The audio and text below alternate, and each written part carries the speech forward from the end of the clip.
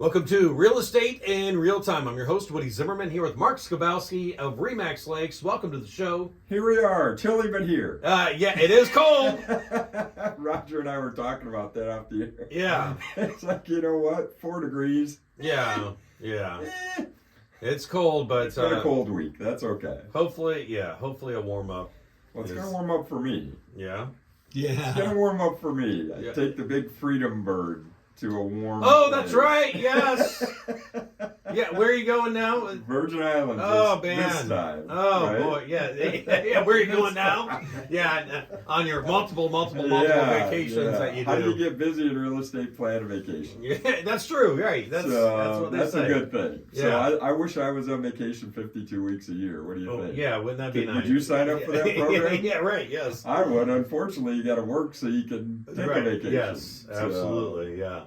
Yeah. Well, cool. Well, have fun. We will have a blast. Okay, awesome. All right. Well, today we're going to talk about different types of financing, but there's always that old rumor or whatever, that you've heard, all your life or whatever, that you need 20% down to buy a house. Yeah, and that still stands to this day. I mean, you'd be surprised the number of people that I talk to that are like, well, I don't have 20% down. Well, is 20% down or obviously the best way is cash.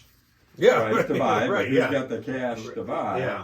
But you do not need to have, can I say that again? You do not need 20% down in order to purchase a house. Yeah, when I first bought a house and I didn't have 20% down and I thought I needed that, right. And then when I was told that information, I was shocked. I'm like, really? Okay, this is great. Yeah, and we're saying that in general. Obviously, it all depends. Yeah, right? it all That's depends. my favorite thing. Yes. It depends on your financial position Yeah. and those things.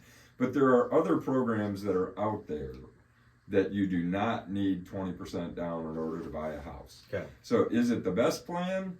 It may be for you given your point in life where it's at today, but want to reiterate, you do not need 20% down to buy it. Have I said that 3 times today already? I think I did. That is the whole point of the show at this point. So typically then, finance-wise, you've got lots of different methods. Okay. So cash. Right, Yep. and we sit here and say, well, nobody's going to have cash to buy a house. Well, they do. What if you've sold your house? Yeah.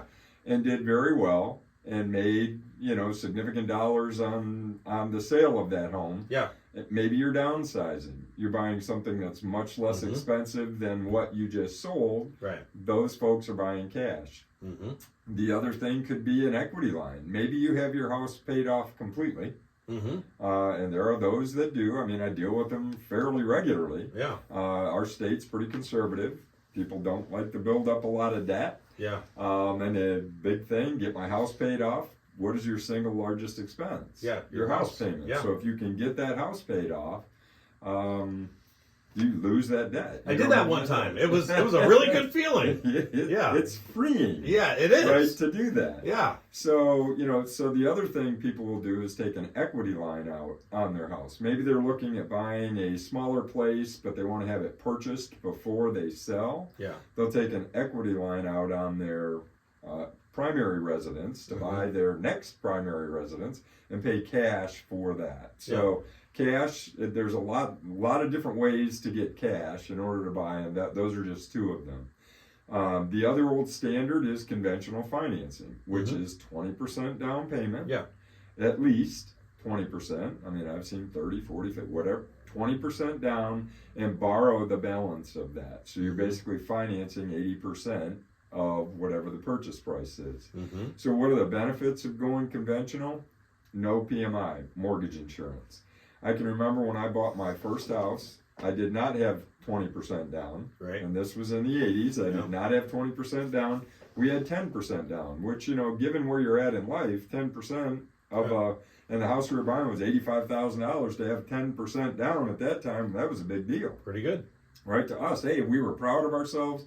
We'd saved 10%, but yet then we get told, well, you need to pay mortgage insurance. Yeah. Well, what is mortgage insurance? It's insurance to insure the bank that you are going to pay your loan off. And I'm like, well, what do you mean? Why have I got to pay for insurance to cover that for the bank? Well, here's the direct answer to that question. You want the money?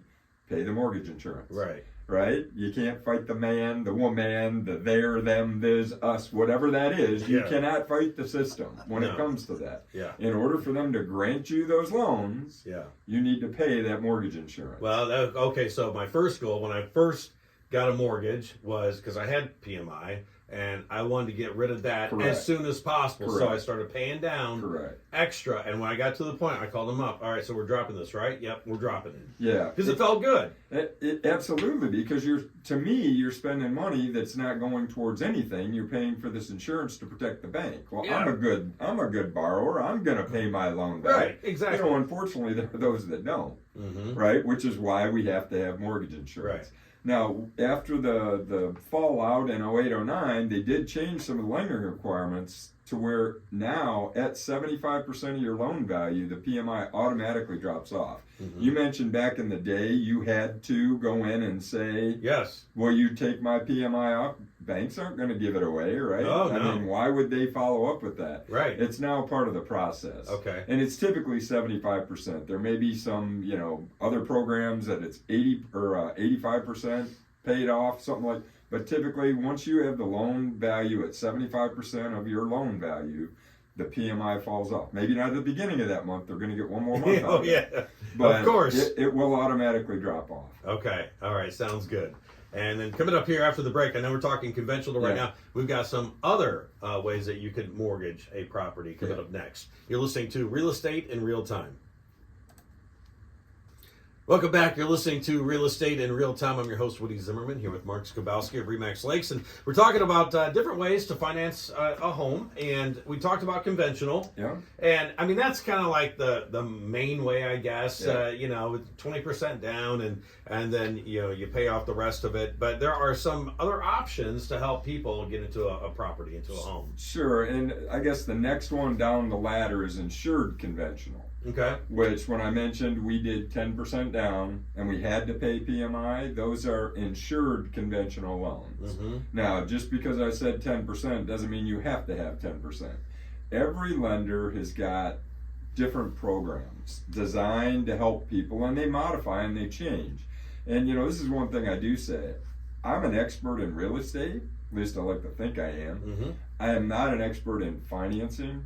I know enough to be dangerous. Sure. But I also know enough to know what I don't know. Mm-hmm. So when I get clients that start grilling me on, different types of finance, what's the best for me? I'm like, you know what? That's where it goes back to what I always say: talk to a local lender, Yes. somebody that can help and guide you through the process to the right loan product that's going to make sense for you. Right.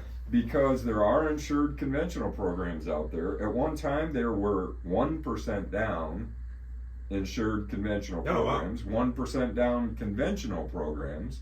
Which I say conventional, you still pay PMI. They just call it something different. Yeah.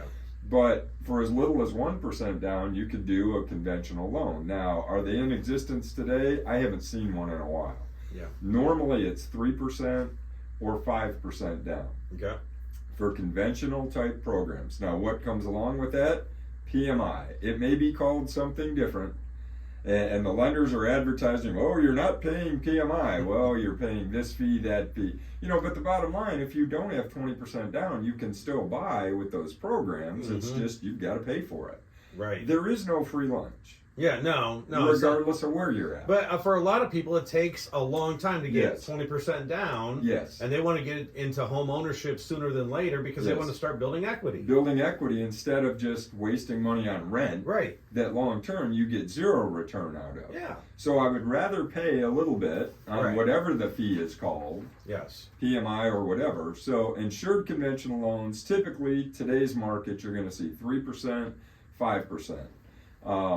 There are some things, qualification items related to those, and credit score Mhm. is huge in that. If your credit score is lower, when I say lower, you've got a 620 credit score, Mhm. unlikely you're going to get a conventional loan. Mm-hmm. However, all is not lost. There are programs out there that can help, which are FHA, Federal Housing Authority loans, which are government-backed loans with as little as 3.5% down. Mm-hmm. So you can purchase a home with a lower credit score with 3.5% down. Now, again, having a lower credit score isn't a, hey, you won the lottery. because with those FHA loans come fees. I mean, there are fees that are related to that program, but the good news is you can still buy a home with as little as 3.5% down FHA with a lower credit score. So conventional credit scores are typically higher. The requirement is typically higher. FHA, lower credit score. That's 3.5% down. There are programs out there, 100% financing, meaning you put nothing down as far as a down payment goes. USDA, that's a government-backed program. You can also then do VA. If you're a veteran, the spouse of a vet, a lot of different requirements for VA loans, but, and considering we were in, the Middle East for 20 years, there's a lot of folks out there that have VA benefits that they could use to purchase a home. So they're no money down. Now, again, with each of them, each of those programs, I would say, reach out to a local lender, talk to them about the benefits, of which program would be the best suited for you. Yeah, because that's what they do every single day. That's what they work on. They are the experts in those programs, and again, I know enough to be dangerous. I know that the programs exist. And occasionally, you'll have a lender throw out, beyond these other types of financing, hey, we've got a first-time home buyer special this month. Right? Well, those first-time home buyer, each of those lenders will have specific programs, and I get asked that fairly regularly. Hey, I'm a first-time home buyer. Are there any special programs? And what's my immediate response to them? Talk to your lender. I don't know of any. Now, we do get information. I mean, there'll be hey, we're covering X amount of closing costs for this, that, or the other thing. Specific lenders will send out to us as agents. But I don't know every lender, every program that's out there. If I did, that's all I'd spend my time doing is financing programs.